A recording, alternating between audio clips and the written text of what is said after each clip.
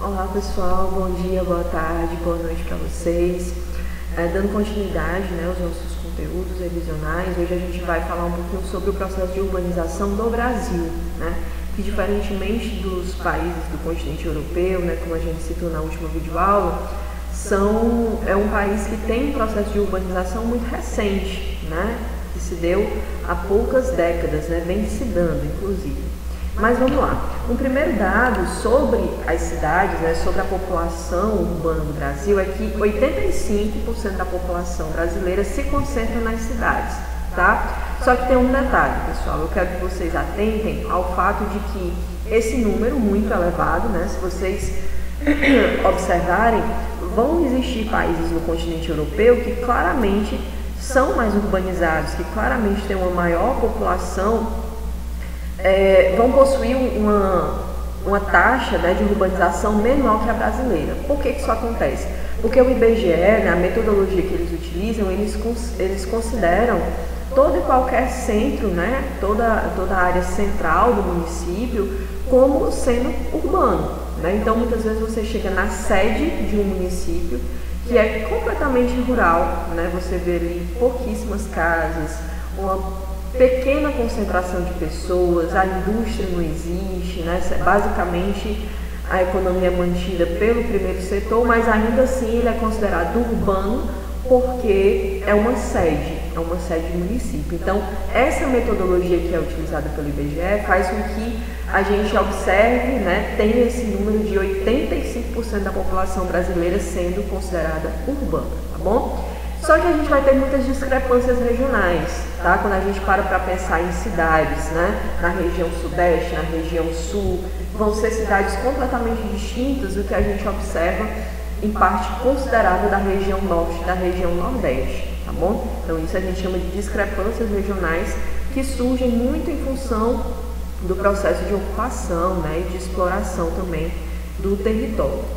Então, no Brasil, como eu estava falando para vocês no início, o processo de urbanização ele é muito recente, então ele só vai começar a se intensificar de fato a partir da década de 50, Antes da década de 50, 60, a gente tinha uma população predominantemente rural, A partir de 50 em diante é que vai começar a ocorrer o chamado êxodo rural, que nós já comentamos o que é aquela migração em massa de pessoas do campo para as cidades.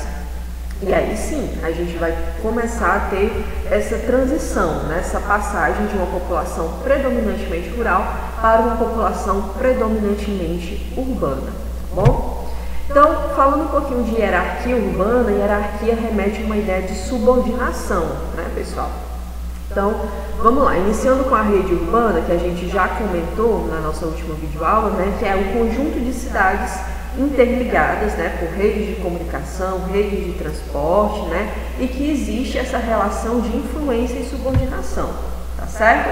Então, dentro do contexto nacional, a gente vai ter a chamada metrópole nacional, que vai ser aquela grande cidade que tem influência no país inteiro, se nós formos pensar aqui, quem seria?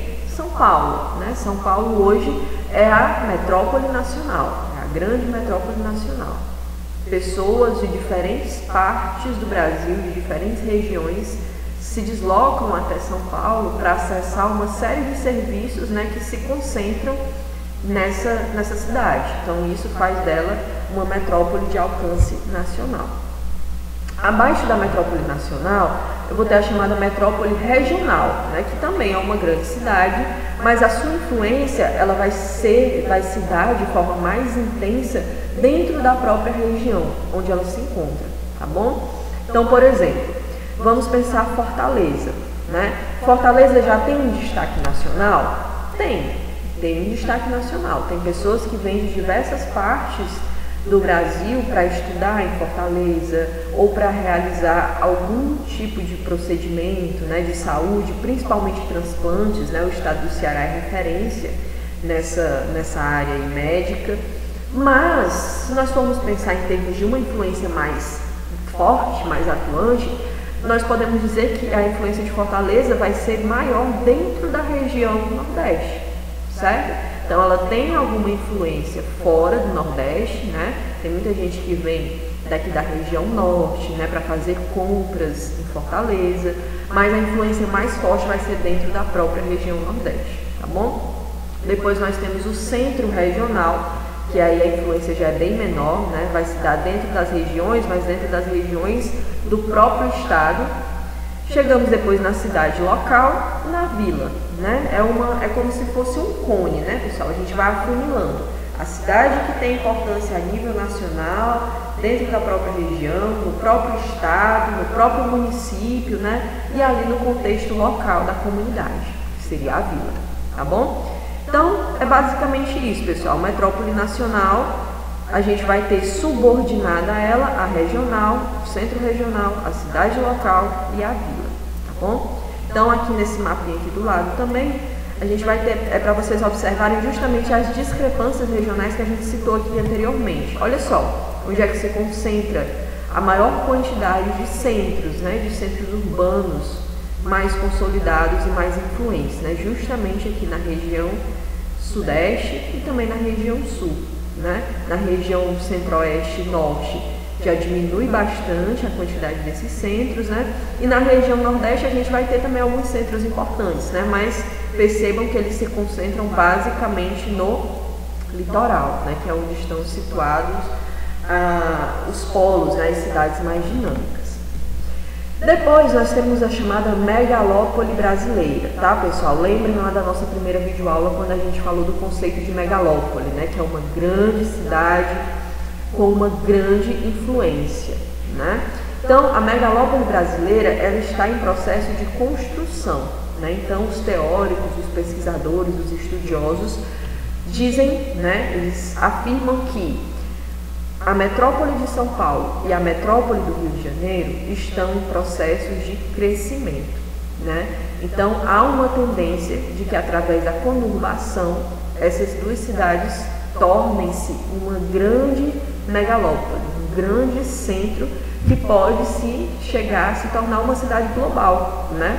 Hoje, São Paulo já tem alguma influência no mundo?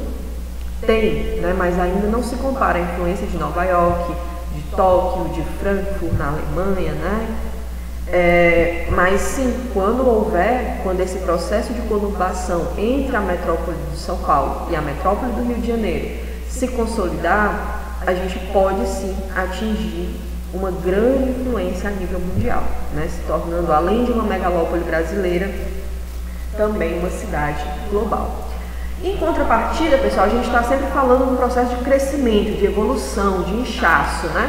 Mas existe também um processo oposto, né? Que se dá ao movimento contrário, que é um processo chamado de desmetropolização. Algumas metrópoles, elas começam a passar por um movimento de redução, né? E isso, se as metrópoles estão em decadência, vamos dizer assim, em decadência do ponto de vista de população, tá, pessoal? Então significa que se a população reduz nas metrópoles, eu vou ter um aumento da população nas pequenas e médias cidades. Isso acontece por alguns motivos, vou citar alguns deles, tá? Primeiro motivo, a saturação, pessoal. Esses grandes centros urbanos, eles começam a ficar saturados, né? Então, além de você já não conseguir mais tão facilmente postos de trabalho, você tem uma série de problemas associados, como a gente já comentou.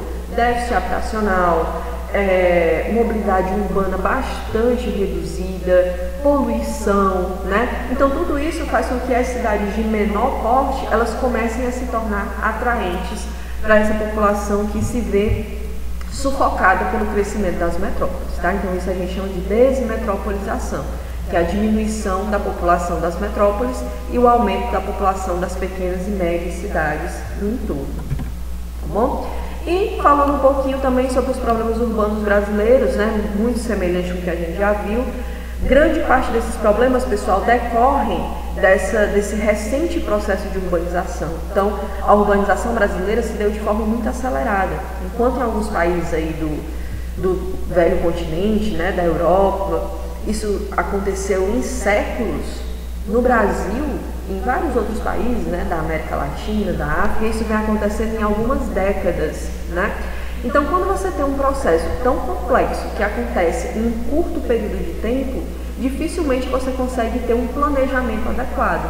Então, essa ausência de planejamento, ela faz com que eu tenha uma infraestrutura urbana deficiente, que vai impactar justamente aqueles problemas que a gente já comentou na videoaula anterior, né, que seria as questões sanitárias, né, o déficit habitacional, problemas socioeconômicos, né? Você vai ter cidades que concentram muita renda, ou seja, você vai ter uma pequena parcela da população com uma renda gigantesca e você vai ter uma outra parcela da população muito maior com uma renda insignificante, né? Muitas vezes essas populações vivem em situação de pobreza extrema, de miséria, né? Então, muitos desses problemas, eles têm como raiz esse processo de urbanização acelerado e sem o planejamento adequado.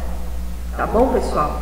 É isso, a gente encerra por aqui. Na nossa próxima videoaula a gente vai falar um pouquinho sobre os estudos demográficos, né? Sobre os aspectos populacionais. Tchau, tchau, pessoal!